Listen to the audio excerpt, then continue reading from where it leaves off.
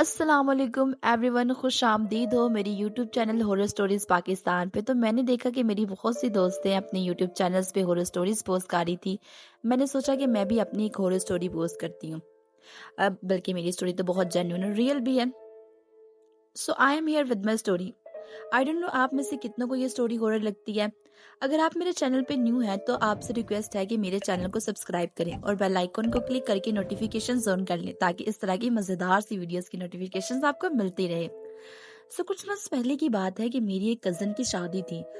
उस सिलसिले में हमें लाहौर जाना पड़ा। हमारे लिए हमारी पप्पो ने अपने घर के सामने ही एक दूसरे घर का अरेंज कर लिया। यहाँ मैं एक बात बताती चलूं कि मेरी एक और पप्पो के साथ उनके बचपन में से ही कुछ मामलात है, मीन्स उनके साथ कोई पैरानॉर्मल एक्टिविटीज होती हैं। पहले वो जाहिर नहीं थी, लेकिन किसी इल्म की वजह से वो जाहिर हो गई, और क्योंकि अब वो मैरिड है तो वो चीज उनसे अलग नहीं हो सकती। खैर, तो जिस रात हम लाहौर पहुंचे, हमने उसी घर में स्टे करना था। वो घर डबल स्टोरी बना हुआ था और हमें नीचे वाला पोर्शन दिया गया था रुकने के लिए। बज़ाहिर वो घर काफी साफ सुथरा था, वहाँ कुरान मजीद भी रखा हुआ था, और ऐसा हमें उसमें ऐसी वैसी कोई बात नजर नहीं आई। पहली रात उस घर में मैं, मेरी दो तीन कजनें, चाचू, फूफा और मेरी वो फूफी जान रुकी जिनके साथ ये मामलात होते हैं, और मेरी एक छोटी बहन भी है जो इन चीजों को देख सकती है, फील कर सकती है। मैं रात कहाँ पहुंची थी तो थकन की वजह से जल्दी सो गई। तकरीबन 3 से कुछ पहले का टाइम था, आई थिंक 2:30 बजे होंगे। मेरी बहन ने मर्दों की बात करने की कुछ आवाजें सुनी, ऐसे जैसे कोई खुसर पुसर कर रहा था। शी थॉट कि शायद उसके हबी किसी से कॉल पे बात कर रहे हैं, वो भी साथ ही सो रहे थे नीचे जमीन पे। तो मेरी सिस बेड से उतरकर उसके पास गई, but he was in deep sleep. खैर, मेरी बहन ने उसे अपना वहम समझा और आके लेट गई। कुछ ही मिनट्स बाद उसने एक लंबा सा साया देखा। कॉर्नर में वार्डरोब के साथ उस अलमारी में एक बहुत बड़ी पिक भी लगी हुई थी। तब उसे समझ आया कि यहाँ कोई मामला आता है। खैर, उसने किसी को कुछ नहीं बताया और विर्द करती रही। तकरीबन 3 बजे मेरी पप्पू अचानक उठ के बैठ गई। मेरी अम्मी ने उनसे पूछा कि क्या हुआ, सब ठीक तो है, लेकिन उन्होंने कोई जवाब नहीं दिया, वैसे ही बैठी रही। फिर अचानक पूछने लगी कि आमिर, उनके शोहर का नाम, कहाँ है। अम्मी ने कहा कि वो यही है। इतने में वो भी उठ के आ गई। ही आज सर के क्या हुआ, सब ठीक तो है, क्यों जाग गए। उन्होंने हल्के से 2 स्लैप्स भी लगाए जैसे थपथपाते हैं, लेकिन उन्होंने कोई जवाब नहीं दिया। अचानक वो उठी और कहने लगी, कहाँ गया, वो यही तो था ना। फिर वो वार्डरोब की तरफ गई, अलमारी खोली और कहने लगी, यहाँ गया था ना, तू बाहर निकल। फिर वो पूरे रूम का चक्कर लगाने लगी और यही पूछती रही कि कहाँ गया तू, मैं तुझे बताती हूँ। और फिर वो दूसरे रूम में चली गई। मेरे फूफा चाचू समझ गए कि इनके साथ कुछ मामलात हुए हैं। उन्होंने उसी वक्त उन पे पढ़ाई की, पड़ा हुआ पानी फेंका, और कुछ देर बाद वो स्टेबल हो गई। फिर उसके बाद फजर की नमाज पढ़ के सब सो गए। अगले दिन सुबह तो सब नॉर्मल रहा, लेकिन दोपहर में जब मेरी फुफ्फो दोबारा उस घर में गई, उनकी तबीयत घबराना शुरू हो गई। उन्होंने अचानक ही बेड पे लूट-पुट होना शुरू कर दिया, लाइक जैसे उन्हें बहुत ज्यादा बेचैनी हो। फिर थोड़ी देर बाद वो नॉर्मल हुई तो वहाँ एक दरवाजा था जिससे गुजर कर ऊपर के पोर्शन में जा सकते थे। उन्होंने उस दरवाजे की एक तरफ देख के बोला, इसे बंद करो, वो यहीं से आता है।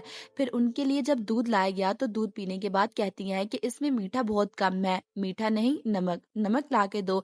उनकी आवाज मर्दाना हो गई थी। उनकी आवाज सुन के हमारे रोंगटे खड़े हो गए। नमक दिया गया। फिर उन्होंने कहा कि यहाँ से निकलो, इस घर को छोड़ो, इस गली को छोड़ो, यहाँ नहीं रहना।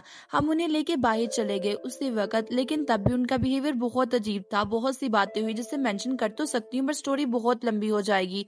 और फिर बाहर जाके उनकी तबीयत ठीक हो गई। लोगों ने यही सोचा कि मे बी इस घर में जो चीज है उसका उस चीज से टकराव हो गया है, जिसका फूफो पे असर है, और अब वो दोनों एक दूसरे की मौजूदगी बर्दाश्त नहीं कर पा रही। तो हमने फैसला किया कि अब फूफो को इस घर में नहीं रोकेंगे। अब रात को हम सब मेहंदी से फ्री हो के आए तो हम सब कजिन बाहर चली गई हल्ला गुल्ला करने। वापस आए तो पुप्पा ने बताया कि यहाँ कोई 10 मिनट तक स्मोकिंग करता रहा है। वो नजर तो नहीं आया, बट स्मेल मुसलसल आ रही थी, और मैंने उससे रिक्वेस्ट भी की कि आप जो कोई भी हो, हम बस 4-5 दिन के मेहमान हैं, हमें यहाँ सुकून से रहने दो। इस सिगरेट की स्मेल से एलर्जी है तो काइंडली आप भी सुकून से रहो, हम भी सुकून से रहते हैं। मेरी कजन ने बताया कि जिसका ये घर है वो स्मोकिंग करते थे। उनकी डेथ को काफी टाइम हो गया, और ऊपर के पोर्शन में उनकी मिसेस अकेली होती हैं। बस रात को मोहल्ले की 2 बच्चियां उनके साथ सोती हैं। उनके बच्चे अब्रॉड हैं। सुन के हम लोग काफी डर गए थे। जाहिर है, डर तो फितरती अमल है। तकरीबन 2:30 बजे सब ने बोला कि अब सो जाना चाहिए। मेरी कजन ने मुझे कहा कि आप मेरे साथ बाहर सोना, बाकी सब अंदर सो जाएंगे। I said okay. इतनी देर में मेरी दूसरी कजन आई और जहाँ मैंने सोना था वो वहां जाके लेट गई। मैंने उससे काफी इंसिस्ट किया कि वो मेरी जगह से हट जाए, बट वो नहीं हटी। तो फिर मैं अंदर जाके लेट गई। अब खौफ की वजह से किसी को भी नींद नहीं आ रही थी। तकरीबन 3 से कुछ पहले का टाइम था। مجھے واش روم جانے کی حاجت پیش ہوئی۔ پہلے تو ڈر کے مارے سوچا کہ واش روم جاتے ہی نہیں، پھر سوچا کہ ابھی کوئی نہ کوئی تو جاگ رہا ہوگا، ابھی چلی جاتی ہوں، ورنہ بعد میں اگر پریشر زیادہ ہو گیا تو تب جاتے ہوئے اور زیادہ پھٹے گی۔ تب تک میری دوسری کزن جاگ رہی تھی، اسے بھی نیند نہیں آ رہی تھی تو وہ کروٹیں بدل رہی تھی۔ خیر میں اٹھی، واش روم جانے لگی۔ جاتے جاتے میں نے دیکھا کہ میری جو دو کزنیں باہر سو رہی تھی وہ بہت سکون سے سو رہی تھی۔ واش روم گئی، ابھی میں نے کنڈی لگائی ہی تھی کہ مجھے چیخنے کی آوازیں آنے لگی اور ایسا محسوس ہونے لگا کہ جیسے گھر کا ہر فرد ایون در و دیوار تک چیخ رہے ہوں۔ آوازیں سنتے ہی میں بھی چیخنا شروع ہو گئی، کنڈی کھولی، باہر کی طرف بھاگی تو بھاگتے بھاگتے اپنی دونوں کزنز پہ نظر پڑی۔ ایک نے دوسری کا گلا پکڑا ہوا تھا، ایسے جیسے دونوں ایک دوسرے سے لڑ رہی ہوں۔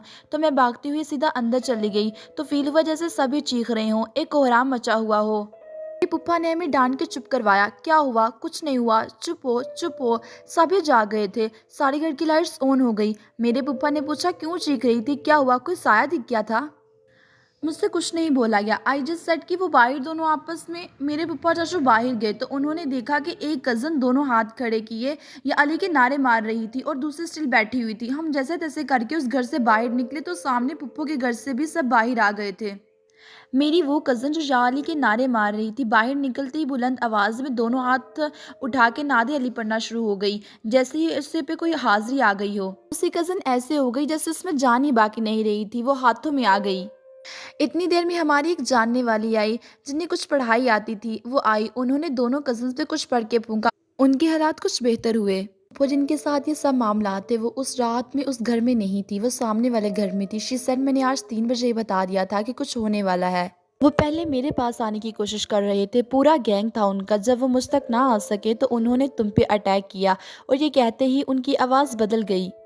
وہ عورت جس سے پڑھائی وغیرہ آتی تھی، وہ جب ان کے سامنے کچھ پڑھنے لگی تو میری پھپھو نے کہا یہ جو کچھ تم پڑھ رہی ہو نہ پڑھنا، بند کرو اسے، یہ نہ مجھے فائدہ دے گا اور نہ تمہیں۔ اس عورت نے بولا کہ آپ ایک بار میری آنکھوں میں دیکھو۔ شی سیڈ نہیں، مجھے کچھ نہیں دیکھنا، بس چلو یہاں سے، آپ نہیں رہنا۔ میں ضد باندھ لی کہ نکلو یہاں سے ورنہ بہت بڑا نقصان ہو جائے گا۔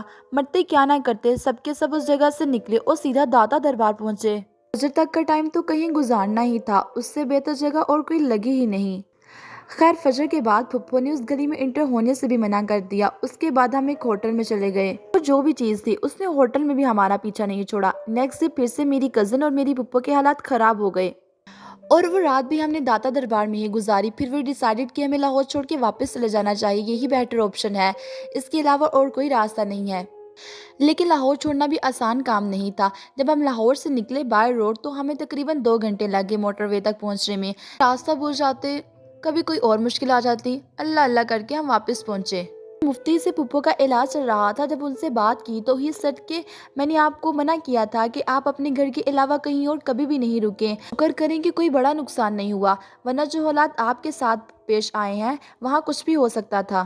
ہاں ایک بات بتاتے چلوں کہ جس رات ہم نے چیخوں کی آوازیں سنی تھی اس کے بعد آئی آسکڈ مائی کزن کہ کیا ہوا تھا تو اس نے بتایا کہ میری روٹین ہے کہ میں سونے سے پہلے نعت علی دوسرے وظائف پڑھ کے سوتی ہوں۔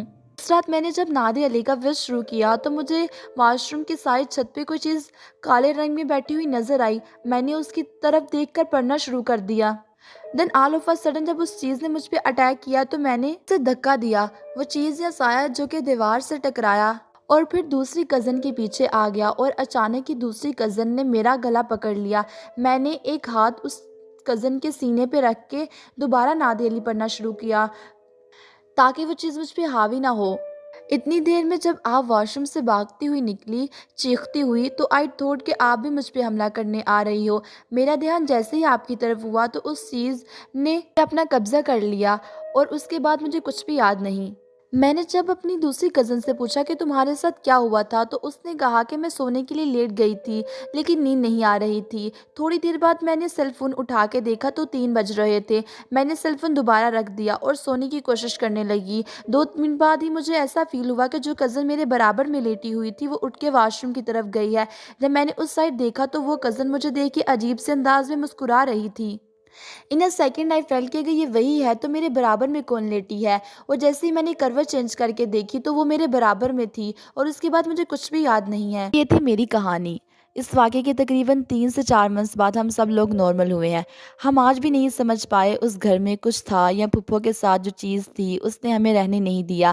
یہ مسٹری آج تک سولو نہیں ہو سکی۔ آج بھی جب یہ واقعہ کسی کو سناتی ہوں یا یاد آتا ہے تو رونگٹے کھڑے ہو جاتے ہیں۔